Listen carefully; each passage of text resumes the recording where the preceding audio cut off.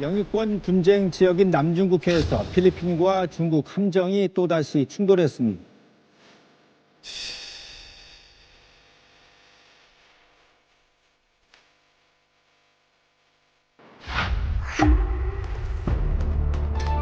on economic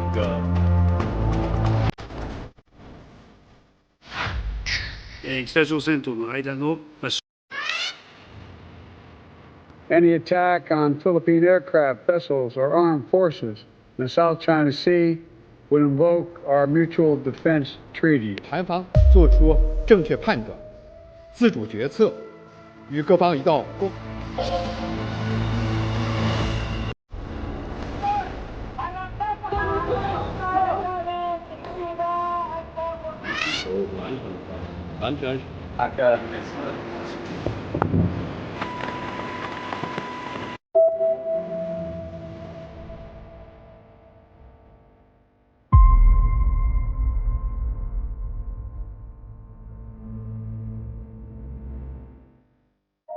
네, 패스트코드 시간입니다. 최근 동남아시아 쪽에 이목을 끌고 있는 남중국해 이야기를 해보려고 합니다. 최근에 왜 다시 남중국해가 이렇게 좀 시끄러워졌는지 조금 정리를 해주시면 어떻습니까? 네. 일단 이제 남중국해에 대해서 지리적인 이해를 좀 하실 필요가 있을 것 같은데요. 이렇게 중국의 남쪽에 있다라는 바다라는 건 그냥 이름만 들어도 알잖아요. 근데 네. 실제로 이 남중국해가 일종의 내해입니다. 대만의 남쪽, 시계 방향으로 치면은 대만이 있고 필리핀이 있고 보르네오 섬의 위쪽, 그다음에 베트남의 동쪽, 중국의 남쪽. 여기 이 내해를 이제 바로 이제 남중국해라고 할 수 있습니다. 네. 근데 남중국해 자체는 뭐 과거에는 당연히 그냥 어족 자원이 많고 그다음에 이런 거였는데 1960년대 말부터 탐사가 시작이 돼서 실제적으로 국제사회가 여기 남중국해 지하에 석유하고 천연가스가 매장이 되어 있다라는 사실이 밝혀졌습니다. 네. 근데 사실은 그때까지만 해도 이 동남아 국가들이나 중국이나 사실 60년대, 70년대 얼마나 어렵습니까? 자국 내에서만 살아나기에도 이제 좀 바빴고 그러니까 이 바다에서 뭔가 문제가 별로 없었어요. 오히려 이제 그 당시에 더 컸던 문제는 사실 동북아의 3국, 한국, 중국, 일본이 대단히 그 통상으로서 네. 수출로 이제 먹고 사는 나라가 되면서 무역로를 확보하는 것, 석유 수송로를 확보하는 것 이런 것이 더 큰 문제였죠. 근데 이제 2000년대 넘어서부터 사실은 이제 중국이 굴기하기 시작하면서부터 이 지역에 대한 이제 그 영유권 분쟁이라든가 이런 것들이 문제가 됩니다. 그래서 네. 몇 개의 그 연도가 좀 중요한 게 있을 것 같은데요. 사실은 2007년에 이제 베트남이 석유 탐사를 시도를 하기 시작하면서 분쟁의 씨앗이 좀 싹트기 시작을 했고요. 물론 이제 그때부터 이제 중국은 그 곳곳에 있는 그 남중국해에 있는 섬들의 이제 그 섬들의 암초를 간척 사업을 계속해서 섬으로 만드는 작업이 있었습니다. 2007년에 약간 중국하고 베트남 사이에서 뭔가 분쟁의 씨앗이 있었다라면 2010년에 여기에 이제 드디어 미국이 등장을 하기 시작을 합니다. 중국이 조금 하는 짓이 좀 위험하다라는 생각을 해서인지 그때 아세안 지역 안보 포럼이라는 ARF에 참여했던 그 힐러리 클린턴 당시 국무장관이 남중국해를 지키는 이것은 미국의 핵심 이해관계이기도 하다라는 얘기가 있었고요. 그러면서 이제 남중국해가 약간 뭔가 분쟁의 씨앗이 대단히 글로벌 차원으로 확대가 됩니다. 그리고 2016년에 이 남중국해에서 중국이 계속해서 영토 확장하는 문제를 가지고 필리핀이 이 문제를 스카보로 쇼를 중국이 실효적인 어떤 점령을 하고 있는 것을 국제 상설 재판소로 가져가거든요. 네. 근데 이 재판에서의 결과가 필리핀의 손을 들어줬어요. 여기서 그러면 왜 2016년 이후에 오랫동안 조용했었냐? 네. 그거는 이제 2016년서부터 2020년까지 필리핀의 정권 교체하고 연결이 됩니다. 아, 정권 교체. 네, 두테르테 정부 네. 기간 동안에 두테르테는 그 말하기에는 뭐 이렇게 등거리 외교를 한다라고 얘기를 하면서 국제적인 시각으로 보면 대단히 친중적인 정권으로 보였던 거죠. 그렇다 보니까 지난 6년간은 조용했었는데 2022년에 필리핀이 정권 교체가 되고 네. 대단히 친미적인 성향의 마르코스 봉봉 주니어가 대통령이 되면서 다시 한번 중국과 필리핀 사이에서 뭔가 이 분쟁의 그 상황들이 실제로 막 나타나고 있는 그렇다라고 볼 수 있습니다. 중국 같은 경우는 그 속셈이 경제적 이권에 맞춰져 있지는 않을 것 같아요. 이제 대만을 마주보고 있는 중국 입장에서는 이제 양안 문제도 생각을 해야 될 거고, 그러니까 자꾸만 필리핀 같은 데서도 그 일본하고 협력하면서 군사 기지도 늘리고 또 미군하고 기지 늘리면서 자꾸 양안을 건드리잖아요. 네. 대만 쪽을. 그리고 이제 무엇보다도 이제 태평양 지역에서 중국 패권이 커지면서 이제는 정말로 아시아에서 이 항행로 하나를 놓고 싸우는 게 아니라 그것의 의미가 이제 중국 입장에서는 미국 진영, 그다음에 미국과 또 미일 동맹, 최근에는 거기에 이제 쿼드 네. 이렇게 인도까지 나서고 이런 이 미일 동맹 쪽에 맞서는 전략 지역으로서의 가치가 있는 거고 그게 이른바 뭐 구단선이다 뭐다 그래서 바다 위에 있지도 않은 경계들 가지고 네. 그러니까 중국을 대륙에 묶어 놓으려는 네네. 이제 미국과 서구의 전략인 거죠. 그렇다 보니까 이제 중국은 어떻게든지 그 바다로 나가려는 어떤 방향들을 계속 찾고 있는데 실제로 아시다시피 이제 중국에서 가장 경제적으로 번성하고 뭔가 제조업 시설들이 이렇게 밀집되어 있는 곳들이 또 중국 남부잖아요. 그렇죠. 광치성. 네. 그러니까 그쪽에서 뭔가 항구나 뭐 이런 것들을 경제적인 어떤 보호망들, 해양안보 이런 것들을 지켜내는 것은 중국에게도 되게 중요한 안보이고 그래서 중국은 나오려고 하고 경제적인 것과 군사안보적인 것이 이렇게 엇갈리는 공간이 바로 남중국해라고 할 수 있을 것 같습니다. 하나를 더 말씀드리자면 그 네. 시기가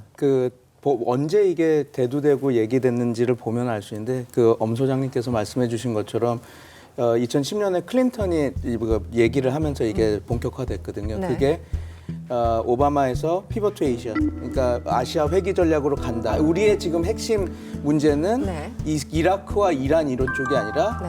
중국의 성장이다라고 하고 그러면서 이렇게 이야기가 된 거거든요. 네. 그래서 미국이 그 다음에 만들어지는 게 이제 소다자주의로 해서 네. 각 지역을 이렇게 묶은 다음에 그거를 대륙 세력이 해양으로 못 나오겠다 이런 거에서 나오는 거기 때문에 기본적인 큰 틀은 그 미중 전략 경합 안에서 벌어지는 네. 이런 해프닝이다라고 보시면 될 것 같습니다. 네, 지난 11일이었습니다. 바이든 대통령과 기시다 후미오 일본 총리 그리고 필리핀의 마르코스 대통령 이렇게 3자 정상회담이 열렸습니다.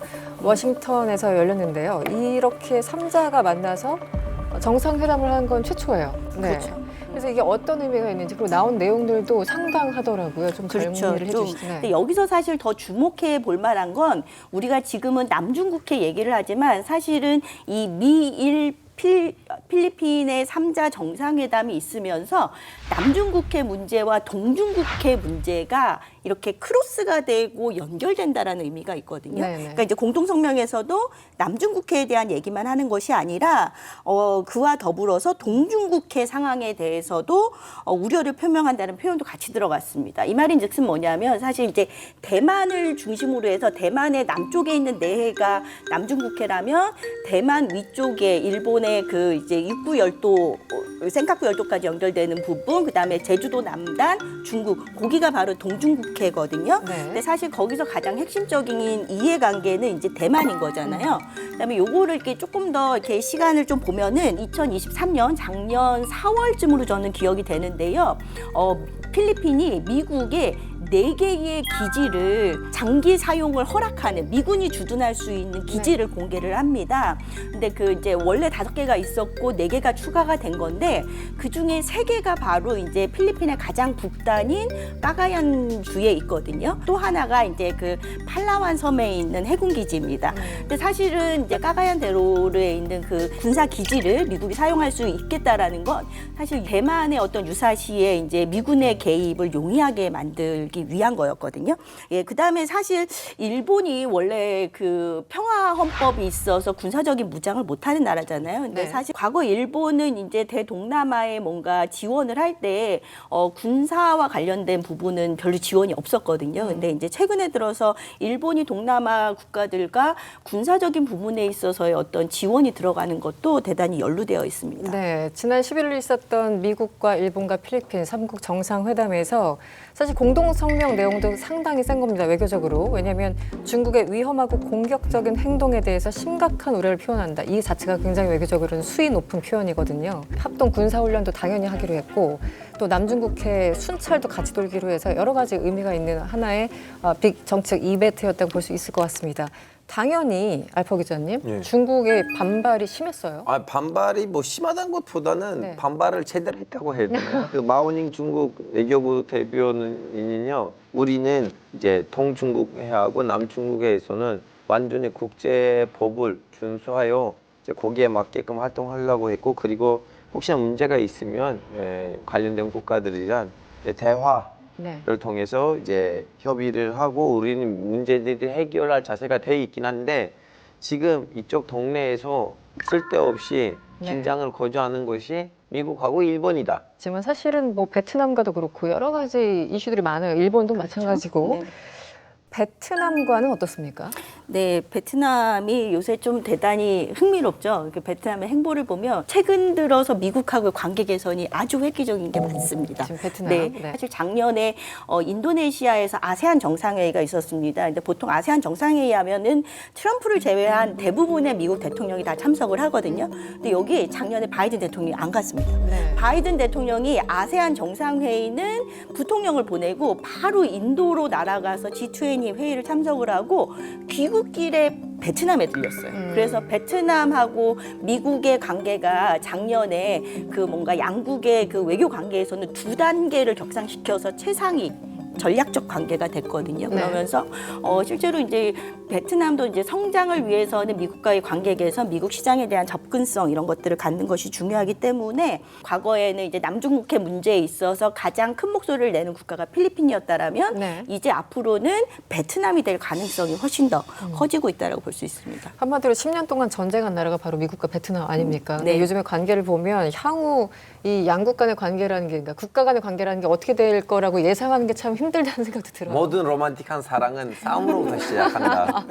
네. 베트남 사람들은 그렇게 얘기하더라고요. 그렇게 생각하면 안 되지. 왜 우리는 승전국이야. 그러니까 우리는 이긴 입장에서 미국이랑 얘기하는 거기 때문에 별로 기분 나쁠 게 없는데. 이 와중에 캄보디아 그리고 중국이 협력을 강화하고 있다고 하는데 참 동남아시아 여러 국가들이 있다 네네. 보니까 이게 참 미묘하게 관계들이 엇갈립니다. 이 중국과는 어떤 네. 상황인가요? 최근에 동남아 안에서 우리는 공동의 목소리가 아니라 사실상 대단히 친중국에 가까운 입장을 내는 대표적인 두 나라가 있습니다. 하나가 라오스고 하나가 캄보디아인데요. 네. 사실상 이제 중국으로부터 오는 경제적인 투자, 지원 뭐 이런 것들이 워낙 많고 그 나라가 이제 가진 자산이나 뭔가 자본력이 약하다 보니까 네. 거의 이제 중국 자본에 의존적인 국가들이 되어가고 있는데요.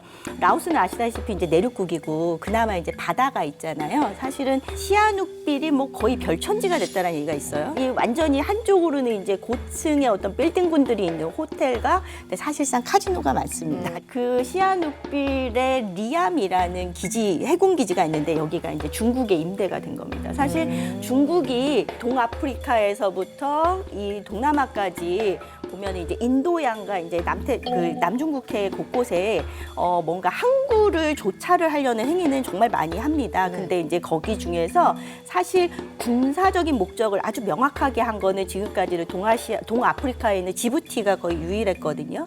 근데 이제 최근에 이제 그 캄보디아의 리암 항구가 개발이 됐는데 거의 완공 단계에 있는데 리암은 사실은 상업적인 목적보다 군사적인 목적이 정확하게 되어 네. 있습니다. 뭐 사실은 캄보디아의 같은 경우는 남중국해로부터 좀 멀리 있거든요. 멀리 있긴 한데 중국이 바다로 나가는 길을 찾는 과정에서 우리 영토인 광시성에서 나가려고 하는데 여기 막혀? 그러면은 이제 캄보디아 리암으로 나가보고 이런 전략인 거죠. 그나저나 뭐 다양하게 얘기를 좀 들어보고 싶은데 그 남중국해 해법이 있습니까? 제가 요새 몇 년 사이에 굉장히 재밌게 봤던, 재미라고 하면 좀 그렇지만 유럽의 움직임이에요. 네. 여기 아시아 태평양, 아시아 국가들과 미국 등등의 관계였다가 이게 몇 년 전부터 갑자기 인도 태평양, 그래서 점점점 더 서쪽으로 범위가 넓어지더니 프랑스가 2018년에 유럽 국가들 중에서 처음으로 인태 전략을 발표를 했었어요. 독일도 독일도 이제 그래서 정책 문서에다가 인태 전략이라고까지 안 했지만 아무튼 인태 개념을 명시해서 그 정책 문서 발표하고 네덜란드도 2020년에 인태 전략을 발표를 해요. 네. 아니 이들이 왜? 네덜란드는 좀 가장 안 어울리긴 하네요, 뭔가. 네. 네덜란드 우리 반도체 동맹 등등 완전히 행보를 지금 최근에 좀 달리하고 있는데 근데 이게 그냥 자기들끼리 우리가 세계를 무대로 좀 여행력을 확보하고 우리 생존력을 경쟁력을 강화하겠다 그러면 뭐 그런가 보다 하겠는데 2018년에 그 프랑스의 프리기탐이 이게 대만 해협을 통과를 해버려서 이거는 의도적인 자극인 거죠, 거의 중국에 대한. 그리고 이제 2020년부터 뭐 인도, 호주, 그다음에 프랑스 3자 대화하고 합동 군사 훈련하고 명목은 남중국해 무역로 항행의 자유라고 했는데 근데 이런 식으로 하면서 중국을 올가매겠다라고 하는데 이거는 이렇게 진영 논리로 진짜 해가지고는 풀 수 없는 거고 그러면 그것들을 멀리 있는 유럽 국가들이라든가 미국은 세력권 싸움이지만 당장 거기는 불안할 수밖에 없는 사람들도 있는데 이거는 사실 그 강대국들이 좀 너무 심한 게 아닌가.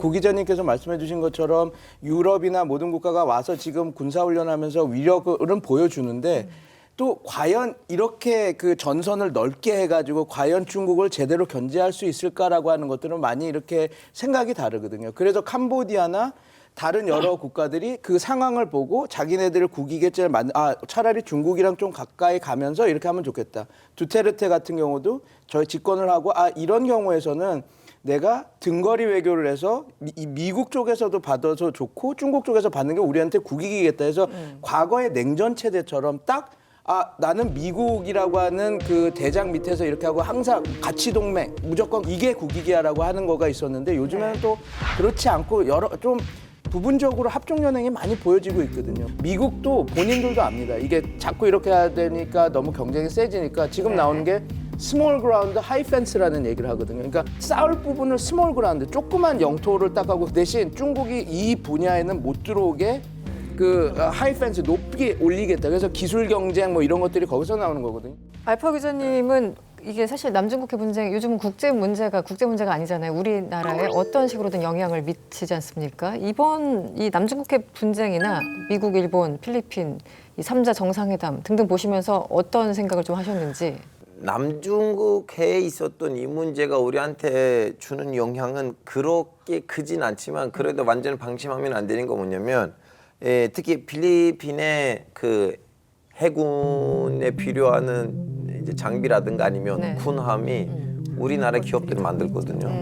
근데 지금 일본하고 미국하고 필리핀이 이렇게 남중국해에서는 군사훈련을 하면 필리핀의 해군 쪽으로 이제 지출이 더 올라갈 거고 그럼 그 지출을 이제 누가 감당할 거예요? 우리 한국 기업들이 감당할 건데 이걸 보는 중국이 좀 약간 자극을 받을 수도 있는데 우리는 중국의 자극을 안 주는 한에서 우리 이제 그 관계를 어느 정도 유지를 하면 아마 이 위기를 비교적으로 덜 긴장 없이 넘겨줄 수가 있을 것 같아요. 지금 이게 남중국해 문제가 예전 같으면 우리한테 그냥 교역로의 안전만 되면 되는 곳이었는데 지금은 이게 이 지역이 미중의 갈등 플러스 이제 고도로 군사화되고 있잖아요. 네네.